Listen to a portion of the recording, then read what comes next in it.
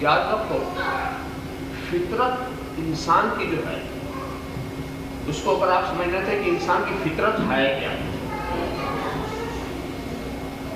جس میں سارے انسان مبتلا نظر آئے، سمجھ لو وہ انسان کی فطرت ہے، فطری جذبہ۔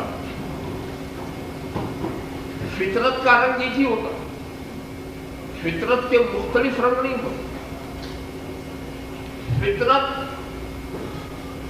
چند مثالیں میں آپ کو پیش کروں گا اس سلسلے میں، آپ کو اندازہ لگائیں گے کہ فطری جذبہ، فطری عادت اسی کو کہیں گے جس میں سارے انسان ایک ہو۔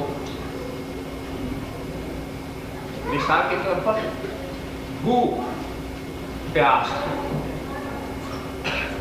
ہر انسان کو بھوک لگتا، ہر انسان پیاسا ہوتا، چاہے کافر ہو چاہے مومن، چاہے متقی ہو چاہے گنہگار ہو، چاہے بچہ ہو چاہے بوڑھا ہو، عورت ہو کہ مرد ہو، کوئی ایسا نہیں ہے جس کو بھوک نہ لگتی، پیاس نہ لگتی ہے۔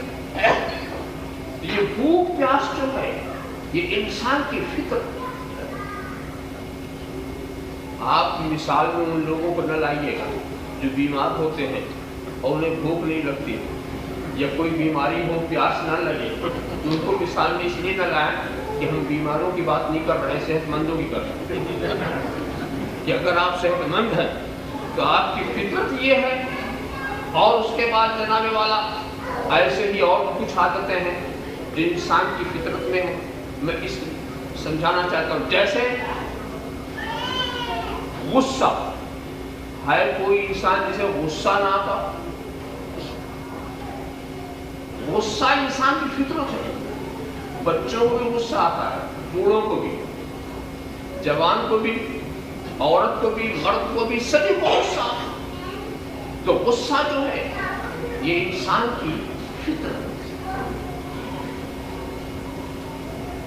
ایسے ہی لالچ، لالچ یہ انسان کی فطرت ہے۔ کوئی ایسا انسان نہیں جس کو کسی چیز کی لالچ نہ ہو۔ یہ اور بات ہے، کسی کو دنیا کی لالچ ہوتی، کسی کو آخرت کی لالچ ہوتی، مگر لالچ ہوتی،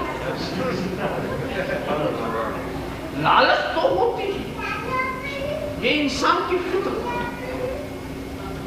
میں یہاں پر ٹھہر کے ایک بات اور بتا دوں کہ اسلام کی سب سے بڑی خوبی ہے کہ وہ انسان کی فطرت کو مٹانے نہیں آیا، بلکہ اسلام نے انسان کی فطرت کو صحیح راستے پہ لگا دیا۔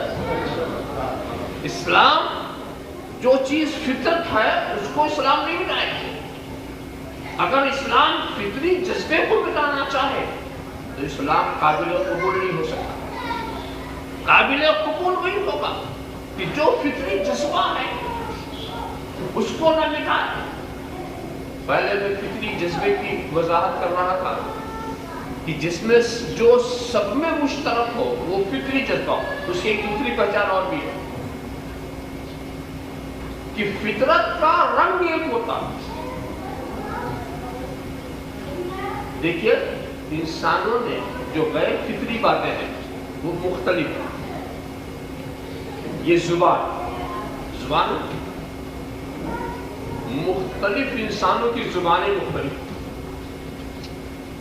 کوئی ایک زبان انسان کا فطری تقاضا نہیں، کوئی عربی بولتا ہے، کوئی فارسی بولتا ہے، کوئی انگلش، کوئی فرنچ، کوئی گجراتی، کوئی پنجابی، کوئی ملیالم، کوئی کنڑی، مختلف زبان الگ الگ ہے کہ نہیں؟ یہ گجراتی ہے،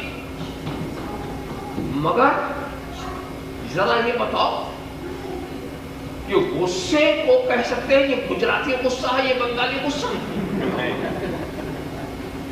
غصے کا ایک رنگ ہے، چاہے بنگالی کو ہے چاہے گجراتی کو ہے، اس کا کوئی دو رنگ نہیں کہ ہم گجراتی میں غصہ کریں گے تم بنگالی میں غصہ کرو، ہم عربی میں غصہ کریں گے تم فارسی میں غصہ کرو۔ زبان تمہاری کچھ بھی ہو، غصے کا رنگ ہی، مزاج ہی، خواہش ہے۔ ایسے ہی جب کوئی خوشی کی بات ہو تو خوش ہو جانا، مسکرانا، یہ انسان کی فطرت ہے. اور غم کی بات ہو، غم زدہ ہو جانا، یہ انسان کی فطرت ہے. اب میں آپ سے کہوں ذرا انگریزی میں تو ہنسو، اسی سے میں کہوں پنجابی میں ہنسو، نہیں، ہنسنے کا انداز سب کا ایک ہی، غم زدہ ہونے کا انداز سب کا ایک ہی، رونے کا انداز سب کا ایک ہی ہے. تو جب سب انداز ایک ہی ہو تو سمجھ لو کہ انسان کا فطری جذبہ ہے، یہ انسان کا فطری جذبہ ہے. تو اسلام آیا ہے کس لیے؟ فطرت کو مٹانے نہیں آیا. جب کھانا پینا تمہاری فطرت ہے تو اسلام کبھی یہ نہیں کہے گا کہ مت کھاؤ مت پیو، بلکہ اسلام یہ کہے گا یہ کھانے والوں، میں کھانے سے کم روکتا ہوں مگر حلال کھاؤ، حرام نہ کھاؤ. راستہ بتا، راستہ بتا. کون کہہ رہا کہ تم مت پیو مگر شراب نہ پیو، شربت پیو، حلال کمائی کا پیو، حرام کمائی سے لے کے نہ پیو. اور اگر اسلام میں نہیں کچھ بھی مت پیو، کہیں سے نہ پیو، پھر تو اسلام کو کون قبول کرے گا؟ لوگ پیاسے مر جائیں گے، بھوکے ختم ہو جائیں گے. تو اسلام کیا کرتا ہے کہ یہ نہیں کہتا کہ تم فطرت مٹا دو، اسلام یہ کہتا ہے جو فطرت کا غلط راستہ ہو وہ صحیح کر لو. فطرت اگر غلط راستے پہ جا رہی ہے تو اسے صحیح کر لو. ایسے